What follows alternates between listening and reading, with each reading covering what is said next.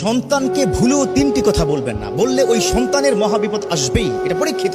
এক নম্বর কথা, সন্তানকে ভুলেও লানত দিবেন না। হয়তো রাগ করে বা সে কোনো বেয়াদবি কি করে ফেলেছে, অথবা আপনার সামনে মিসবিহেভ করে ফেলেছে, তারপরে যদি আপনি তাকে বলেন এই পোলাডারে জন্ম দিয়াই ভুল করছি, আছে না নাই, সমাজে আছে না এই কথা বলে, আহারে এই পোলাটা কেন যে হইলো, আমার কপাল পোড়া, এত মানুষ মরে এই পোলা কি মরে না কেন? একটা কথা বলে ফেলেছেন, আল্লাহ পর্যন্ত কিন্তু পৌঁছে যাবে, সারা জীবন কান্না করবেন, কাজ হবে না।